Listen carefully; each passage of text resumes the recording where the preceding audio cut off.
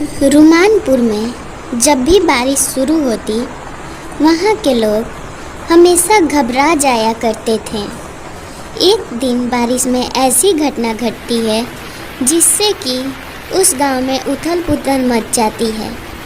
रुहानपुर में तेज़ बारिश की कहर आ चुकी थी।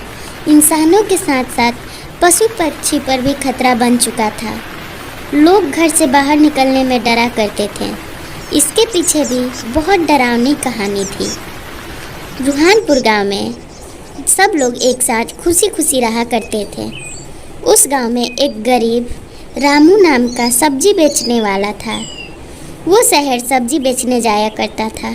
उसका एक छोटा बेटा था जो कि हर रोज़ अपने पिता का इंतज़ार करता ताकि वो शहर से उसके लिए कुछ खाने को लाए। लेकिन एक दिन अमीर लोगों ने मिलकर उस बच्चे को मार दिया था। रामू उदास मन से सब्जी बेचता, कैसे भी करके वो अपनी और अपनी पत्नी का पेट पालता था। वो लोग हमेशा अपने बेटे को लेकर दुखी मन में रहा करते थे। उन लोगों को कुछ भी अच्छा नहीं लगता था, लेकिन जीने के लिए मजबूरी में उन्हें थोड़े बहुत छोटे मोटे धंधे करने पड़ते थे।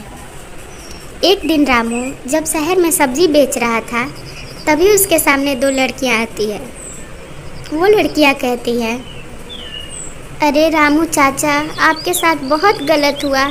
आपके बेटे को उन अमीर लोगों ने मार दिया। ये बिल्कुल अच्छा नहीं हुआ। रामू उदास मन से वापस घर लौटता। इतना कहे वो दोनों तो चली जाती। रामू को उदास देख उसकी पत्नी पूछती, अरे क्या हुआ? आज आप शहर से इतना उदास क्यों आए हैं? किसी ने कुछ कहा क्या? आप मुझे बता सकते हैं, क्योंकि मैं भी उतनी ही दुखी हूँ और मुझे पता है अब हम दोनों ही बचे हैं एक दूसरे के पास अपने दुख सुख बांटने के लिए। रामू थोड़ी देर देखता और कहता, देखो ना, मुझे दो बच्चियाँ मिली थी और हमसे हमारे बच्चे के बारे में बात कर रही थी। अब तो मुझे इन अमीरों से गुस्सा आता है। मर भी जाऊँ तो कोई गम नहीं।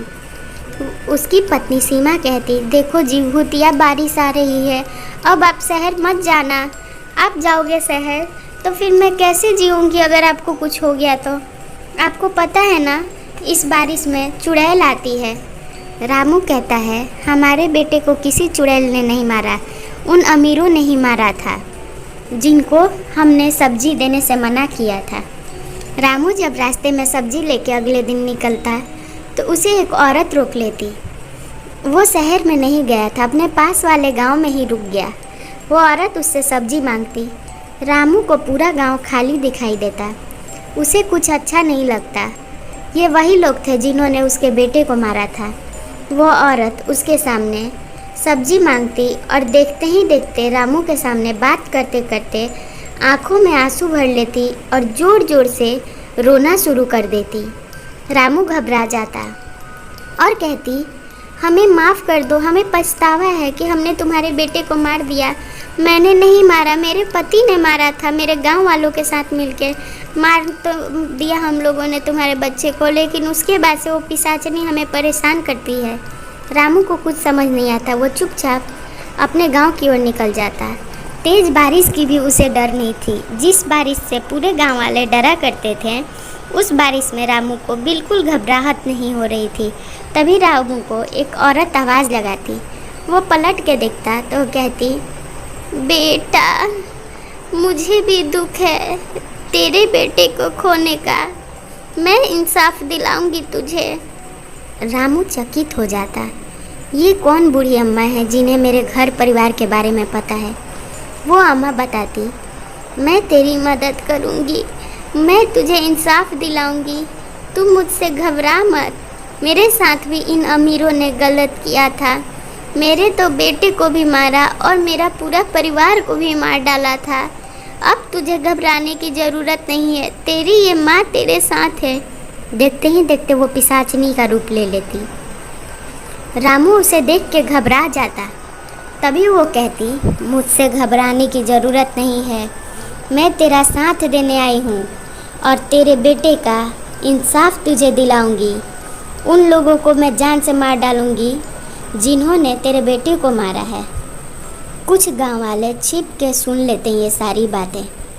वो लोग पिशाचनी के उस आडा पे पहुंच जाते हैं जहां पिशाचनी की जान बसा करती थी।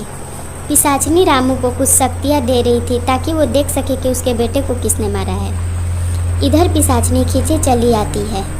गांव वाले हाथों में आग की तिल्ली लेके आते हैं जिससे कि पिशाचनी उसे कुछ ना कर सके, क्योंकि पिशाचनी जल के मरी थी, इसलिए उसे आग से बहुत डर लगता था।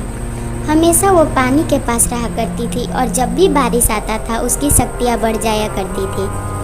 गांव वालों को पता था कि वो हाथ में आग का तिल्ली लेंगे तो वो कुछ करेगी नहीं, इसलिए वो लोग उसे अपनी बातों में उलझाते हैं। वो पिशाचनी उन गांव वालों के बातों में आ जाती और इधर उनसे बहसबाजी करने लगती और रोते हुए कहती, तुम लोग यहाँ क्यों आए हो? ये मछलियाँ डर जाएंगी, आप लोग ये आग ले जाओ आग यहाँ से। गांव वाले समझ जाते हैं कि ये औरत ही पिशाचनी है, रूप बदल के बैठी हुई है। देखते देखते वो गांव वाले वहाँ से निकल जाते हैं। इधर वो अपने असली रूप में आती। अपने असली रूप में आते ही कहती, रामू को अब तक सब कुछ दिख गया होगा और वो समझ चुका होगा कि किसने उसके बेटे को मारा है। अब मैं उसे इंसाफ दिलाऊंगी, मुझे ना सही उसे मिलेगी।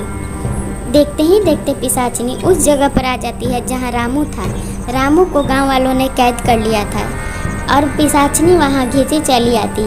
तांत्रिक कहता, मूर्ख पिशाचनी, मरने के बाद भी तेरी ममता ख़त्म नहीं हुई। अच्छी है कि तेरी ममता ख़त्म नहीं हुई, हमारे तो काम ही आई। अब मैं तेरी सारी शक्तियाँ ले लूँगा।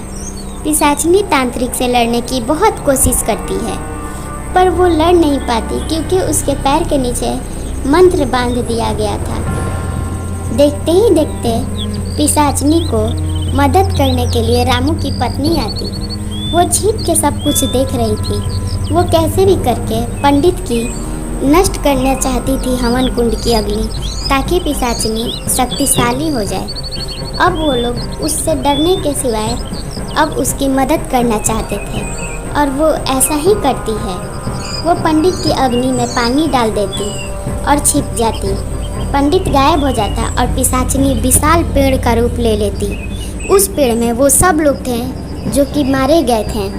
उसमें रामू का बेटा भी था और सबकी आत्मा तड़प रही थी। ये देख सीमा की तो होश उड़ जाती है और उसका दिमाग काम नहीं करता। उसका पति घर पे तो जाके इंतज़ार कर रहा था। सीमा वापस घर लौटती और ये सारी बात अपने पति को बताती। फिर से उस रास्ते में से कोई नहीं जाता। पिशाचनी का बोलबाला ज़्यादा बढ़ चुका था। वो अच्छे लोगों के साथ इंसाफ देती और बुरे लोगों को रास्ते में ही मार दिया करती थी। ऐसी कहानी के लिए चैनल सब्सक्राइब कर वीडियो को एक लाइक ज़रूर कर दें।